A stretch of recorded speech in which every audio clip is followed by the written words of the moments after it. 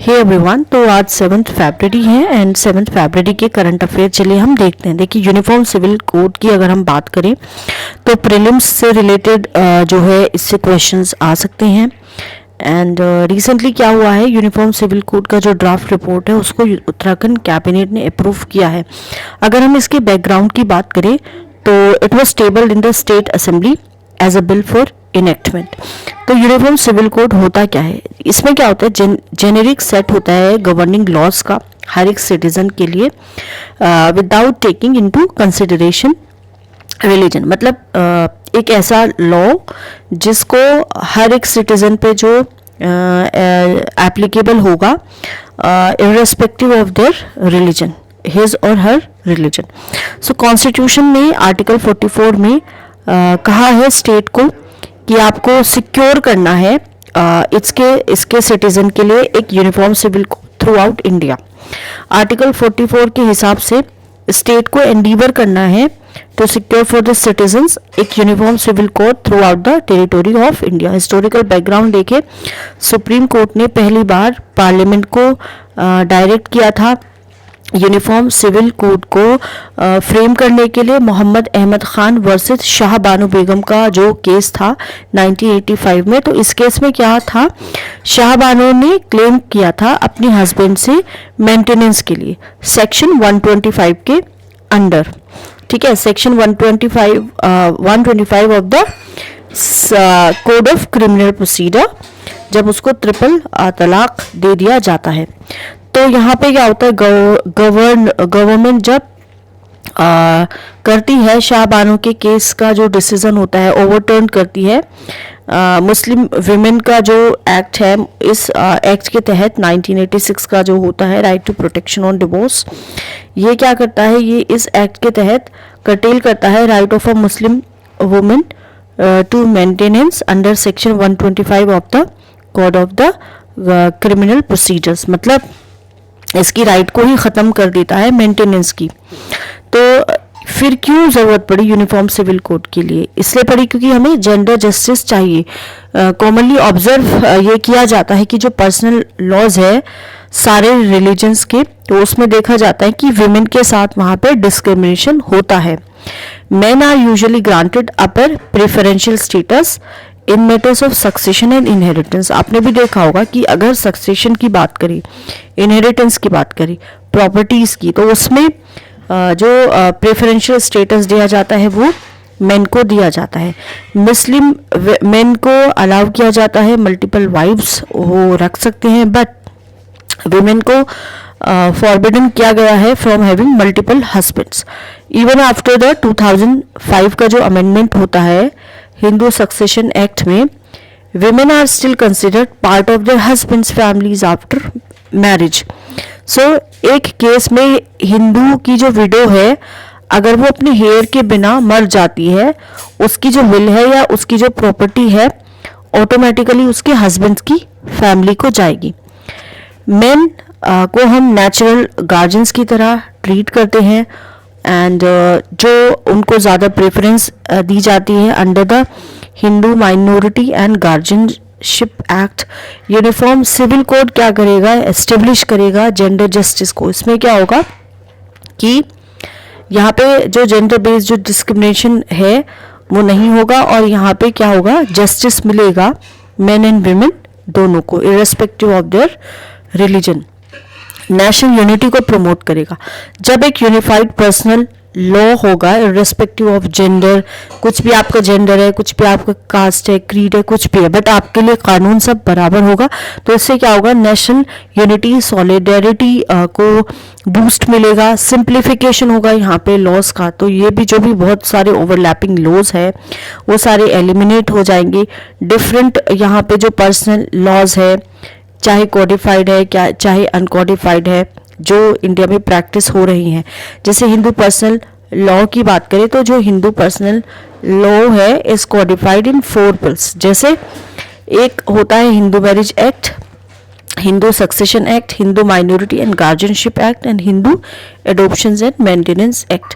हिंदू में कौन कौन आ जाते हैं, सिख्स आ जाते हैं, जैन्स आ जाते हैं, बुद्धिस्ट आ जाते हैं, और ये सारे जो लॉज है वो इन सब पे अप्लाई होंगे। सो पार्लियामेंट ने इसको कॉडिफाई किया 1956 में। मुस्लिम पर्सनल लॉज में क्या होता है, 1939 का जो एक्ट होता है जिसको ब्रिटिश इनेक्ट करते हैं, उन्होंने कहा कि इनके जो पर्सनल लॉ है दैट इज जो शरीयत है वुड गवर्न मुस्लिम्स। तो मुस्लिम किसके हिसाब से यहाँ पे गवर्न होंगे, पर्सनल लॉज जो होते हैं रिलीजन के हिसाब से शरीयत। सो मुस्लिम पर्सनल लॉ शरीयत एक्ट 1937 का शॉर्ट स्टैट्यूट है विद 5 प्रोविजंस, जैसे कि यहाँ पे मैरिज कवर हो जाती है, डिवोर्स, चिल्ड्रंस की custody, inheritance, interstate succession, dissolution of marriage etcetera. Secular laws क्या होंगे, these laws disregard religion together. तो सेक्युलर लॉज वही है जो कि सब जो सिटीजन है उन पे एप्लीकेबल होंगी, जैसे कि स्पेशल मैरिज एक्ट जो कि इंटर रिलीजन मैरिजेस के लिए है। Guardians and wards act establish करता है राइट्स ड्यूटीज गार्जियंस की। अगर दूसरे लॉज की बात करें, जो दो नॉर्थ ईस्ट रीजन होता है वहाँ पे 200 से ज़्यादा ट्राइब्स रहती हैं, उनके खुद के अपने कस्टमरी लॉज होते हैं।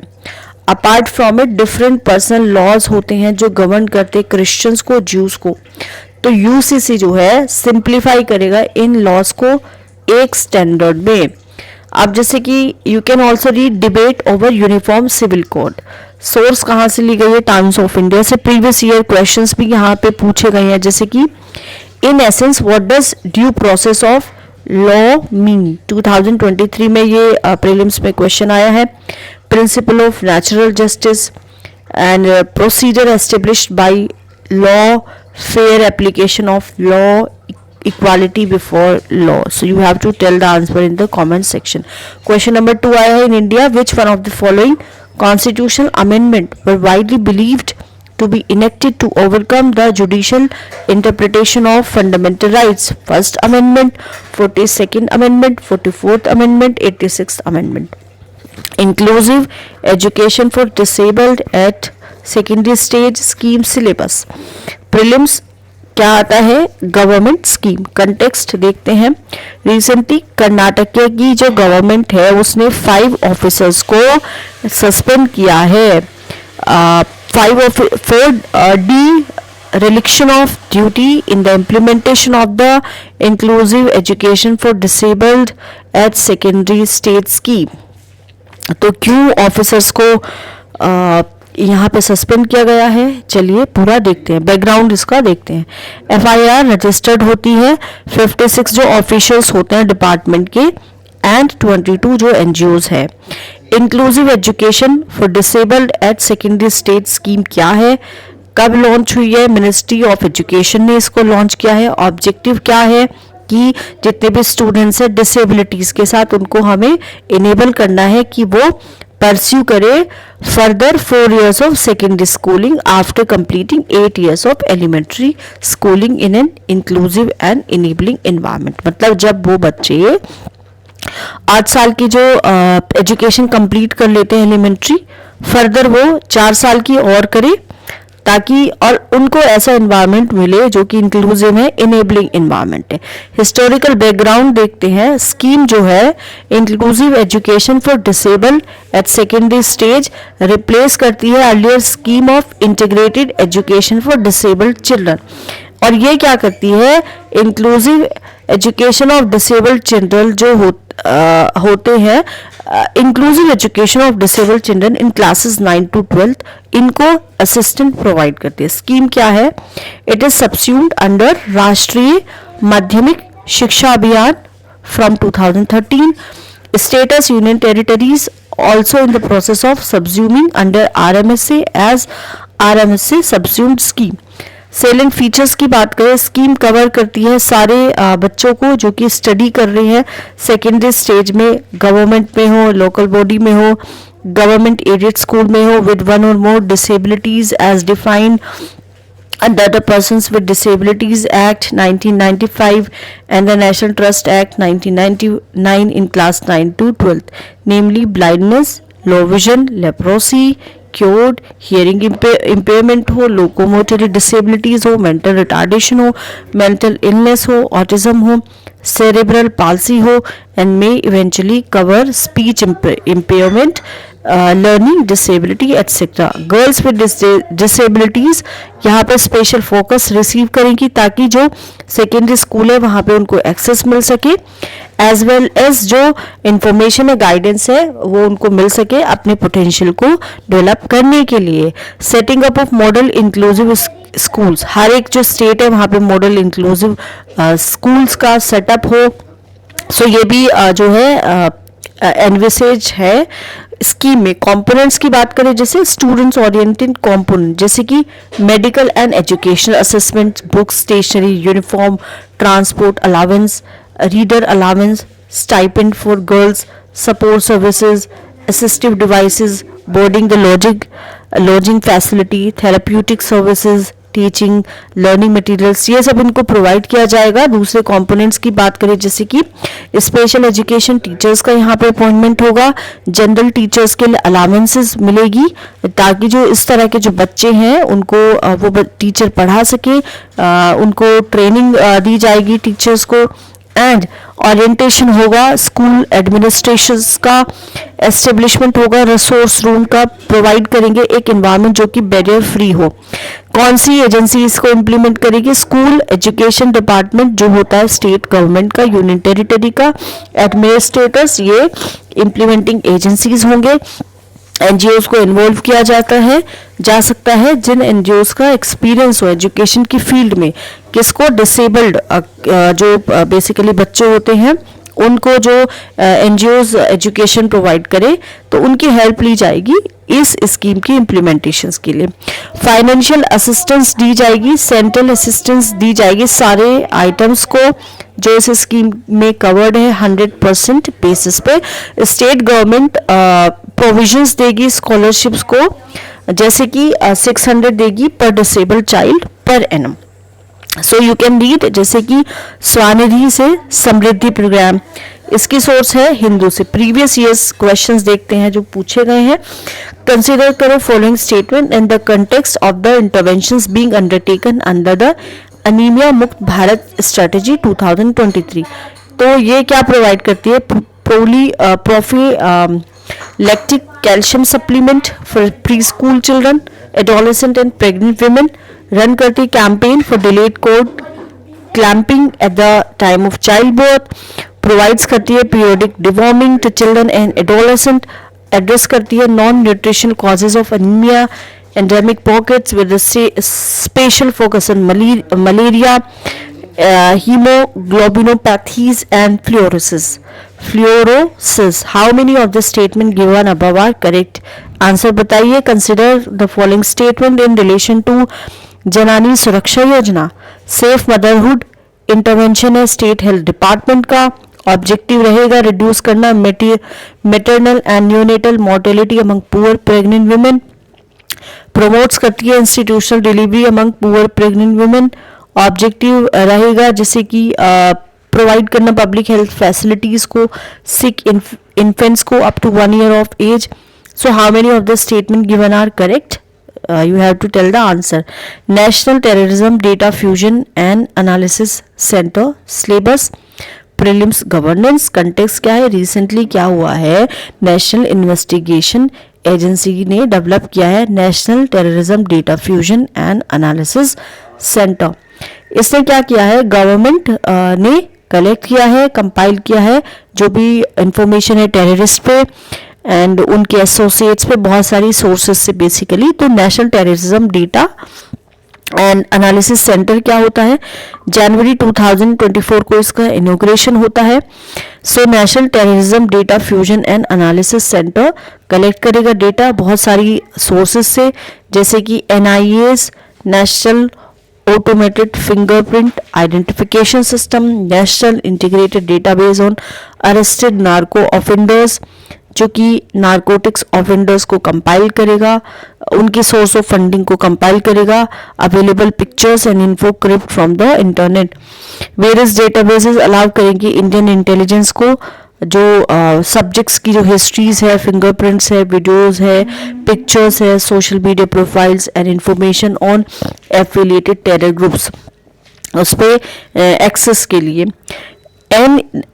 नफीस होल्ड्स करता है 9.2 million biometric records and data from more than 22,000 terrorism के जो केसेस है is being added from the integrated monitoring of terrorism system, includes करता है फेशियल रिकॉग्निशन सिस्टम, स्कैन करने के लिए सीसीटीवी फुटेज को for the faces of suspects. It has been modelled along the lines of global terrorism data of the US. Significance की बात करें, so it will serve as centralized database and an analysis center for information related to terrorism and terrorists operating in the country. So you can read terrorism and its financing. source है Indian Express. previous year questions इससे पूछे गए हैं, जैसे कि with respect reference to home guards consider the following statement. Home guards are raised under the Home Guards Act and rules of the central government. Role of the home guards is to serve as an auxiliary force to the police in the maintenance of internal security, prevent करने के लिए infiltration of the international border coastal areas. Border wing home guards battalions have been raised in some states. बताना है कौन से state में सही है, 1, 2, 3 या फिर कोई सी भी नहीं. रिसेंटली इंडिया ने साइन की एक डील जिसको बोला गया है action plan for prioritisation and implementation of cooperation areas in the nuclear field. So with which of the following countries? Japan, Russia, United Kingdom and United State of America. Now you have to tell me the correct answer. Ghar, go home and reunited portal. Syllabus, prelims, governance. Context, recently Ghar, go home and reunite portal जो है launch हुआ है. Background देखिए, national commission for protection of child rights has developed and launch a portal जिसका नाम है Ghar, go home and reunite portal for restoration and repatriation of child. Ghar क्या है? Go home and reunite portal. It is a portal जो digitally monitor करेगा, track करेगा restoration and repatriation of children according to protocols under the juvenile justice care and protection children act 2015 rules. Therefore juvenile justice care and protection of children amendment bill objective क्या करेगा? Digitally monitor करेगा, track करेगा restoration and repatriation of children according to the protocol. It comes under the ministry of women and child development. Features क्या है? Digital tracking होगी, monitoring होगी children की जो कि जुवेनिल है, justice system and have to be repatriated to another country, state, districts. Digital transfer of cases of children to be concerned to the concerned juvenile justice board, child welfare committee of the state. Help करेगा speedy repatriation में बच्चों की. So where there is a requirement for translator, interpreter, expert, request will be made to the concern state government. Child welfare committees and district child protection officer ensure करेंगे proper restoration and rehabilitation of children by digitally monitoring the progress of the case of the child.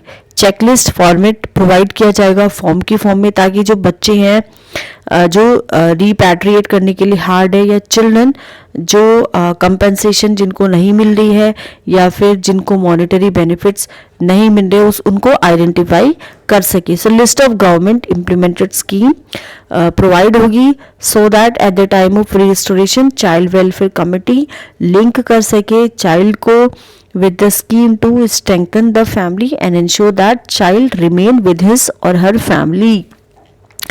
Changes in juvenile justice, you can read PIB previous year के question से. In India the term public key infrastructure is used in context of what? Digital security infrastructure, food security infrastructure, healthcare and education infrastructure, telecommunication and transportation infrastructure. Comment में answer बताना है. Recognition of the prior learning scheme is sometimes mentioned in the news with reference to certifying the skills acquired by construction workers through traditional channel, enrolling the person in universities for distance learning programs, reserving some skilled jobs to rural and urban poor in some public sector undertakings, certifying the skills acquired by trainees under the National Skill Development Program. Soda lake. Now syllabus बताना है जैसे prelims का geography. Context, recently scientist ने discover किया है एक shallow soda lake western Canada में। सो एक ये जो डार्विन्स का वार्म लिटिल पॉन्ड्स है उसके लिए गुड मैच हो सकता है जहाँ पे लाइफ स्टार्ट हुई थी प्राइमोर्डियल अर्थ पे। सोडा लेक क्या है? एक लेक है जहाँ की जो पीएच है यूजुअली 9 और 11 के बीच में है। सोडा लेक या फिर इसको हम एल्कलाइन लेक भी बोलते हैं। लेक होता है जो स्ट्रॉन्गली एल्कलाइन साइड पे है न्यूट्रलिटी की। टिपिकली पीएच वैल्यूज 9 और 12 के बीच में होती है। हाई कार्बोनेट का कॉन्सेंट्रेशन होता है, स्पेशली यहाँ पे सोडियम कार्बोनेट बहुत ज़्यादा पाया जाता है एंड इसकी वजह से ही पानी जो है वो alkaline है। Geological, climate and geographical requirements are required for a lake to become. Topography जो लिमिट्स करती है पानी के आउटफ्लो को from the lake is needed. Almost there are most productive aquatic environments on earth because of the availability of dissolved carbon dioxide. They occur naturally in both arid and semi-arid areas. So these are dominated by prokaryotes like bacteria and archaea, especially in lakes with higher levels of alkalinity. जैसे कि you can read about Chilika lake. Science daily source है, previous year के questions आए इस पे। Which one of the lakes of West Africa has become dry and turn into desert? Lake Victoria, lake Faguibine, lake Oguta, lake Volta. Answer is lake Faguibine. Term Levant often heard in the news रफली correspond करता है to which of the following regions? Region along the eastern Mediterranean shores, region along North African shores stretching from Egypt to Morocco, region along Persian Gulf and Horn of Africa and the entire coastal Mediterranean Sea of areas. Exercise वायु शक्ति 24 syllabus prelims defence. Context की बात करें, recently exercise वायु शक्ति 24 took place. Background की बात करें, Indian air force will be conducting it. वायु शक्ति 24 17 फरवरी 2024 डेट रहेगी। वेन्यू रहेगा Pokhran air to ground range near Jaisalmer. Exercise क्या करेगी? शोकेस करेगी joint operations with the Indian army. इस साल एक्सरसाइज देखेगी पार्टिसिपेशन बाय 121 एयरक्राफ्ट जिसमें कि तेजस भी आएगा, प्रचंड एंड ध्रुव आएगा। अदर पार्टिसिपेटिंग एयरक्राफ्ट जैसे कि Rafale, Mirage 2000, Sukhoi 30 MKI, Jaguar, Hawk, C-130J, Chinook, Apache and M1I-17। Indigenous surface to air weapon system Akash and Samar demonstrate करेगी कैपेबिलिटी जिसमें कि शूट डाउन को ट्रैक किया जाएगा एक इंट्रूडिंग एयरक्राफ्ट को। वायु शक्ति एक डेमोन्स्ट्रेशन देगी आईएफ की कैपेबिलिटी को ताकि वेपन को डिलीवर किया जा सके लॉन्ग रेंज में। प्रेसिशन कैपेबिलिटी को शोकेस करेगी as well as conventional weapon को accurately on time with devastating effect while operating from multiple air bases. Indian Air Force is slated to carry out 3 large-scale war games, namely Vayu Shakti, Gagan Shakti and Tarang Shakti. Special operations होंगे by the IF transport and helicopters. Fleets involving the Garuds and Indian Army elements will also be on display. You can read exercise Varuna 2023. Sources PIB. Previous questions with reference to Home Guards. Consider the following statement.